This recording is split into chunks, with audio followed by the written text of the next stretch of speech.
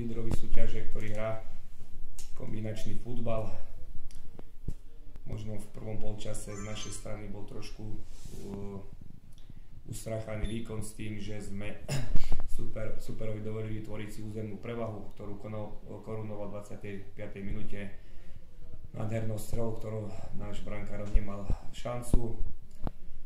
Ešte do polčasu sme si vypracovali jednu príležitosť, ktorú ale pre offside goal neplatil. V druhom polčase už z našej strany bola ofenzívna smelosť.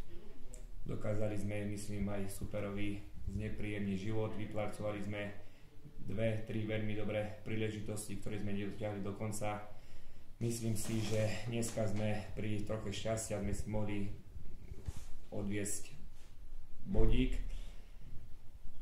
Ja v podstate gratulujem superovi k prvému miestu. Je tu pekné a príjemné prostredie a prajem, aby zúročili tú dlhoročnú prácu a aby postúpili do tejto ligy. A myslím si, že aj my sme dnešným týmto výkonom prispeli k kvalite a úrovni tohto zápasu, kde sme hrali otvorený kombinačný futbal. Si myslím, že aj tí diváci sa mali na čo pozerať a verím tomu, že v pribúdajúcich s tými ďalšími zápasmi, že budú aj body na naše konto pribývať a že tú druhú ligu zachránime pred dolnými klubmi.